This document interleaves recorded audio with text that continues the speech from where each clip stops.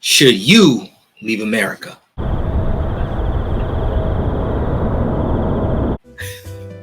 I know that's a strong statement. I get it. Now, I'm not saying that you should leave permanently anyways, but it might be a good idea to diversify your investment portfolio when it comes to properties. And I think it's also a good idea to attain multiple passports. I came across this really cool video by the Nomad capitalist where he goes over this same topic with his guest Ty Lopez, who, as you know, is the read a book a day guy. And I think he had some good ideas that are worth reviewing. Let's get into it.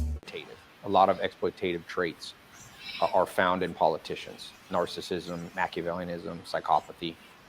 So when you create a world where countries are run by leaders who don't have the best interests of their own people at heart and are not the highest IQ people in the lot, because the high IQ people don't want to be president or prime minister, you end up with a lot of problems with big government. So big government ends up messing everything up. Look at California. I was born in, honestly, for geography, if you're just looking, forget governments, but climate, Southern California is one of the nicest places. I lived in LA. That's right. California, good old Southern California, Los Angeles. Now, I lived in LA, North Hollywood to be specific. Well, all over I lived in Hollywood as well for over 10 years. That's over a decade. So he's right. Great weather, great beaches, so many opportunities, but it has changed so much in the last decade or so because of inflation, gas prices going up, food prices going up, rent prices going up.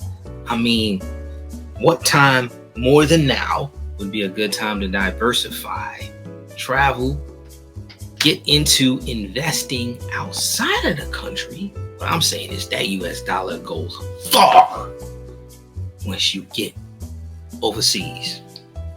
LA and San Diego, I was born there and lived half of my life there and just got ruined by bureaucrats. If you can ruin that, that's a real accomplishment. I'll never forgive I've become more libertarian after seeing what happened in California. I don't like bureaucracy because it's low IQ and not good for the people. We were talking here at the course of this event. People are going to smaller countries. Yes. People mentioned Singapore nearby. They mentioned the UAE and Dubai. Yes. Those places, they actually put smart people in charge. You actually have to know finance to be the minister of finance. Right. What do you think about that? Yeah, I think what we call second tier countries, I don't know if that's fair. You know, you kind of got first tier, second tier, third tier are on the rise. And first world countries, it's like. That's right. He's talking about these other countries like Malaysia, Singapore. And I would know as far as Latin America because I was just in Colombia and I was in DR last year. And those places also are very good as far as economy when it comes to US dollar and how it spends. When you focus on leverage, how can you leverage your financial situation so you don't necessarily have to be a millionaire like you do in the US to have the American dream or the so-called good life? Gibbon's book, The Rise and Fall of the Roman Empire. Big empires always fall. The question is when, and the reason they fall is because they ignore the good things happening in smaller, medium, and smaller sized countries. So I think whether it's Malaysia, whether it's Dubai, whether it's, Mexico, Brazil, Argentina, South Africa, all these places. What is it with Dubai? It's like in the last 10 years, this whole transformation of people going to Dubai. Habibi, come to Dubai, or however they say. We see all these IG models going over there, having a good time. Now, I'm not sure what's going on over there, but from what I see, they're over there on the four-wheelers, on the jet skis, living a good life. Everybody's got Rolls Royces and Bugattis and all this stuff. And now it's like, if you made it, you got to go to Dubai. I wanted to go there for my birthday, but anyways, from what I'm hearing, it's a very low tax state or low tax country, so to speak. You know what I believe is that I'm patriotic in a certain sense, and in another sense, I don't care. But what I do say is I believe in the American spirit and the American dream. but the American dream is no longer only found in America. Boom! Mic drop. Now, when I saw him say that, when I watched the video yesterday, I had to go over this clip because the reality of the situation is, he said the American dream is no longer in America. Why? Because you can Google this stuff. The price of houses just 20 years ago has multiplied. So the cost of living has gone up, but the quality of life has gone down. The rich people, ironically, have locations and investments in houses in other countries. So they're already hip. Plus they live the good life in America as well. But if you have a passport, you can explore and have a high quality of life in other places. The American dream is no longer just in America. You can live the good life. You can eat good food. Okay? You can be a part of a good traditional culture. All right? You can find a significant other somewhere else that's going to have traditional values, because I know a lot of us, like myself, want to have a family. And we have all of this stuff that's going on in America that's a big culture war. We got a gender war. We got a political war. We have so many things going on that are so convoluted and conflicting in the U.S. Because the American dream was an idea. In fact, the American dream was at first by people who lived in Europe and got on boats while they were on the boat, not yet in North America. They were exhibiting the traits of the North American dream, of the American dream, which is, I like how you say it, go where you're treated best.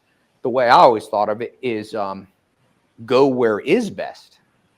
Statistically. Yeah. And if you look at the U.S., I saw you talking recently about the sunk cost fallacy. Right. I'm wondering if a lot of people living in any country, United States, where we're from, just say, well, I'm here, right, might as well keep throwing good money after bad, as it were. Yes, for sure. And people genetically are tied to your family. You know, humans are very familial people. We come from hunter-gatherer tribes. So it's natural that if you're born in the U.S., look, the way I look at it, it's okay to keep roots where you were born. One of my mentors used to say, grow where you were planted. But I like, one of the things I like, your brand, Nomad. Humans are actually not sedentary people. It's a big mistake to think. So for 300,000 years of Homo sapien existence. Exactly. Humans are not necessarily sedentary people. We never have been. So now we've gotten so comfortable. And the thing is, like he said, the sunken cost fallacy. I don't know if this is just a Western thing or an American thing, or a thing that people just naturally do to avoid pain, change, and improvement. So many people are afraid to travel and get outside of their comfort zone. I know they say the majority of Americans that even have passports don't go outside of Canada, and I think it's Mexico, if I'm not mistaken, which is crazy.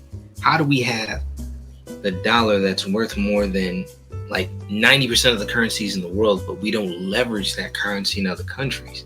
It doesn't make any sense because we've been told that we have everything we need right here. I'm not saying it's a conspiracy, but I am saying it's a little strange. That's all I'm saying. That sunken cost fallacy is real. And I think what they're saying is very important, especially for now. We're in an election year, so a lot of things are about to change. Roughly. Only 15 to 25,000 were we agricultural, where we stayed in one place. So the vast majority of our genetic programming is to move, I call it the slow rotation. So I'm a huge fan of a slow rotation. So I have a United States place, and then I rotate I kind of follow the sun, actually. My grandma was exactly what I want to do. Have a property. Of course, you can have your home base here in the US, right, where you're from, so it's familiar. And then you get properties in other places, because guess what? More than likely, if you have good spending habits and good saving habits, you'll be able to afford a place. Now, they went over so many good things in this interview. I'm going to put the full video in the link. Shout out to the Nomad Capitalist and Ty Lopez, of course. Thank you for the great content, and thank you for tuning in. If you like the video, hit that thumbs up, share the video, and leave a comment below. Let me know where you've traveled to or where you would like to go in the future. And so when you think about passports and cities, why would you bet your whole life on one place? Governments don't care about you. I don't care. There is not one country in the world where governments care about you. Why would they? Excellent point. If you think about it, why would you just have one location? And I know people are thinking, of course, financially, that's what they can afford. But once again, leverage. A lot of people don't understand how far the US dollar actually goes because they've never been outside of the US. They've never done the research on it. They've never thought about it, right? Because they're still plugged into this system, matrix, if you will, of the run-of-the-mill job and the retired 65, supposedly, which, of course, now is getting pushed back. And what he said about governments not caring about us, of course, we know that by now. Look at what happened in 2020. Look at what was going on. Look at what they told us. And this was happening and that was happening. We need to do this and you can't go outside and blah, blah, blah, all this stuff. And it's like, yo, you can't trust any of them. Politicians, if they're talking, they're lying. So at the end of the day, if you don't understand that governments have their own self-interest the vast majority of the time, I don't know what to tell you. Put yourself first and secure yourself and your family and your future in a way where you can't be locked in any specific place. Now, you might not be able to do that right away. It's something that you want to work towards for sure. What you want, in my opinion, is a relatively benign government, because all governments do share exploitative traits. I'm sure, I don't know Malaysia well, but I'm sure there's levels of graft and corruption here, just like there is in the United States and there is in every country in the world. So my libertarian side is like, look, don't put all your eggs in one basket. And pick the one that treats you the best. Yeah. A little bit different experience. Common sense. Once again, pick the one that treats you best. Why would you do anything else? Why would you do anything else? It makes too much sense. Too much sense. Now they make a couple more good points here. Terry, there's no math and no science that shows living a nomadic lifestyle is worse for kids. Now, if you're switching every week. This is a huge point that even my mom had brought up because I was telling her about the traveling. And I know this is something that a lot of people might think of that maybe have kids or don't have kids that want to have a family. And they're thinking, well, what about my kids? I want my kids to have a solid foundation and be in one location for a long period of time to build friendships. And what Ty said here, I actually didn't know because he's going over the positives because he knows so much about evolutionary psych, which is just the study of human psychology throughout history. We see the patterns from studying how we came to be according to our behavior and our thought process and our biology. And when he goes here, he's talking about, okay, well, you have kids or you want kids. It's more beneficial for them to actually have diversity and be in different places. Who would have thought? That's an extreme. That's probably not healthy for children. And if you homeschool, which I recommend, how the hell are you going to put kids in any school now where there's online porn on phone? My friend stuck his 6-year-old kid in public school, and some kid was showing him porn. Public school. No bueno. No, thank you. I'm definitely going to homeschool my kids. And because, again, I'm going to be moving around, but I still want them to be able to socialize and build that social calibration. So I will put them in activities to play with other kids and to formulate friendships and bonds. Porn at 6. Did you see this? What they did in some town in Ireland, in County Wicklow, not just south of Dublin, upscale seaside town. The parents all got together and said, "We're not getting our kids phones until That's like a great thing. 13 or something." Yeah, or 18. It's like if you could. I mean, phones are going to be the dark side of the world. Phone is an example of where libertarian doesn't work. It's too free. You need to become a little more communist with the phone with children, you know? Why do we have such big countries that are so distant from the people? Legacy mistakes. 1,000 years from now or less, maybe 50 years, you're going to start having much more city states. So have the kids, travel with the kids, homeschool the kids, give them different experiences. For sure. IQ, one of things, there's like 6 things that can raise your IQ: sleeping more, certain foods, playing chess, but learning languages. Tremendous correlation.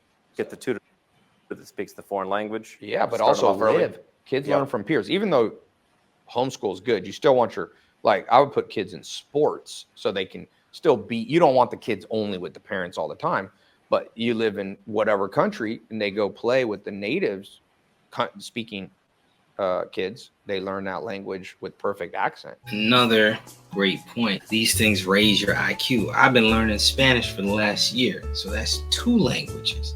So there's so many benefits to this lifestyle. I would consider myself to be a digital nomad, of course. And yeah, overall, I think this video was dope. Thanks for tuning in. Just remember one thing: get your passport.